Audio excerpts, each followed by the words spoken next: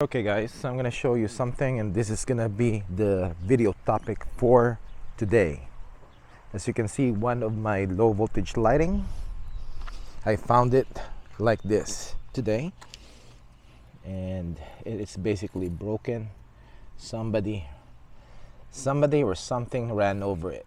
Okay, so another thing why you need 24/7 recording, at least in the front of your house, for stuff like this. Look at those feathers. I have no idea, and the only way is to get that feed from that camera.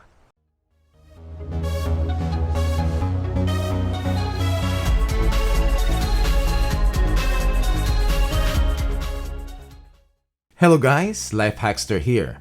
Today will be a quick update on my Reolink NVR PoE camera system that I've installed early this year. This is not particularly anything about the cameras and the NVR. They are working without issues.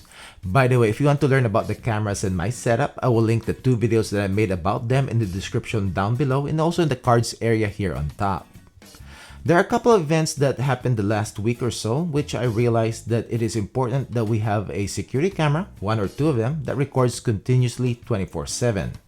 Or at least set with the highest sensitivity with alert notifications just turned off, so that you will not be bombarded with notifications, but will still record motion events like cars and people passing by your house, especially in the front of your house where there are a lot of happenings.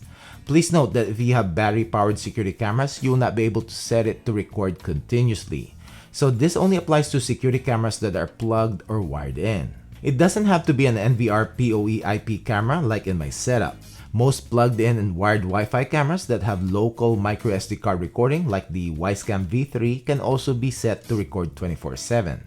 Sometimes there are some happenings that you really don't need to be notified about, but you just want to know what happened. Just like in my intro, I want to know why one of my landscape lights got pulled and bent forcefully from my lawn, and also the mystery plucked feathers in my front lawn. Funny thing is that these events happened days apart but within a week. Now, what does this have to do with my Reolink NVR cameras? Well, with my Reolink, I was able to solve these two mysteries, which I'll tell and show you later on. But before that, I also noticed about a week ago that one of my Reolink cameras wasn't working. I did the usual rebooting and restarting my system, which didn't help. I tried switching cameras and concluded that the problem is not the camera or the NVR, but it is the cable itself. By the way, the Ethernet cables that I've been using are about 10 years old, and I think this particular cable that I'll be replacing is a Cat5, and not even a Cat5e. It was the one that came with my first NVR system. So I'll be swapping this out with a Cat6 cabling, and will eventually replace all of them. But I'll just be showing how I'll do this the easiest way and not waste time fishing out cables in my attic. I think I've said this before that the hardest part if you're planning to get an NVR camera system for your home is routing the wires. Especially if you have to spend some time in the attic and swimming with the insulation. It is not fun. So what I'll do after I remove the camera is tape the new cable to the old cable using an electrical tape. Make sure you overlap the two wires a good length just in case it will slip out while pulling. Make sure to tape it tight. Then on the inside, after removing the other end from the NVR and removing the tape from my cable management, I just have to start pulling out the old Cat5 cable. And I do have to go up in the attic just to make sure nothing gets snagged and binds up. So after you pull out the old cable, it is now replaced with the new Cat6 cable. So this is the easiest way of replacing the cables. I'll be doing this again with my other cameras in the near future, just to get my wiring future-proof. As to terminating the ends of the Cat6, I bought the client stool pass-through crimper and also the Cat6 pass-through RJ45 connectors. I will link them down below. So just strip the cable, the longer the better.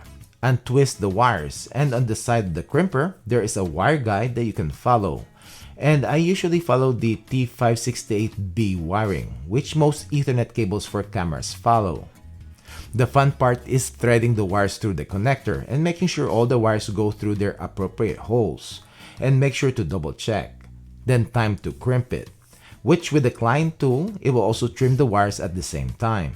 Also, I'll be installing a third type Reolink RLC 820A 4K AI PoE camera in here instead of the older Bullet type.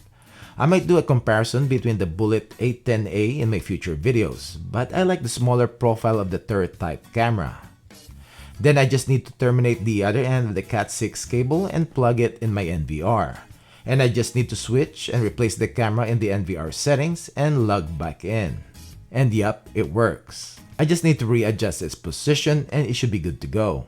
If you find this video and my other videos helpful, don't forget to give it a thumbs up and subscribe to my channel if you haven't done it yet. And click the bell notification so as to get notified with product updates like this video, product reviews, comparison videos, and long-term reviews. Thank you. Now, let's talk about the events that I was talking about earlier. And if I didn't have my Reolink NVR cameras, I would not have known what happened. My Ring cameras, which I rely for accurate motion detection and notification, is dialed pretty much for people and bigger animals like cats, dogs, or possum roaming in my front and backyards. Also, I customize the zones to avoid the street and the sidewalk so that I don't get hundreds of motion notifications from passing cars or people walking in the sidewalk.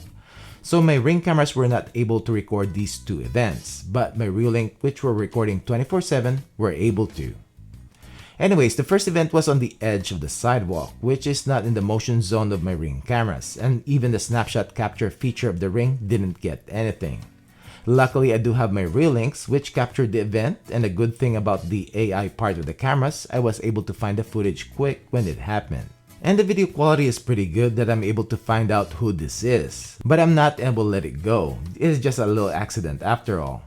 Luckily, I was able to get back to Lowe's and get me another light. And if you haven't seen my video on this setup, which I did almost 2 years ago, I will link that video in the description down below so that you can check it out.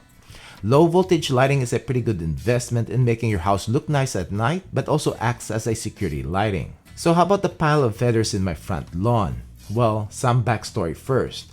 A couple of weeks ago, we found that we have a little nest in the oak tree in the front of the house. There's a bird. Oh, is that the bird? Right? There's a nest and a bird in there. Again. He's looking at me. The last time we had a nest, one of the baby birds actually fell off the tree that I have to climb up on the tree to put it back in. And I'm not sure if the baby bird survived. And that is why my wife said again in the footage.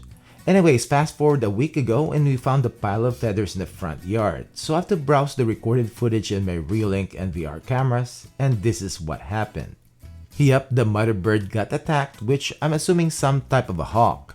Comment below if you know what this predator bird is. But this bird plucked all the feathers before eating the mother bird, which took him 30 minutes. I didn't download the whole footage. Anyways, we did check the nest and this bird also ate and broke the eggs, except for one.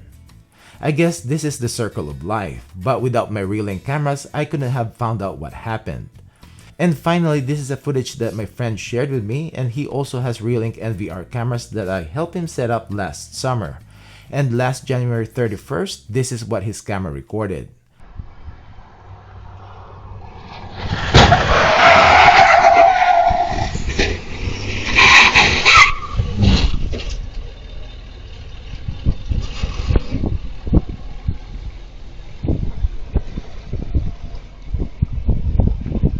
Which recorded not only the whole event but way before that, and this footage helped in determining who was at fault. So if you can find a place in the front of your house that you can set up a camera or cameras that can record 24/7, preferably 4K resolution, then do this first. Because it is better to have footage and not needing to see it than wondering why there's a pile of feathers in the front yard, why your landscape light is sideways, and why there's a big old truck in the front lawn. Any questions? Comment below. Thanks for watching and see you in the next one.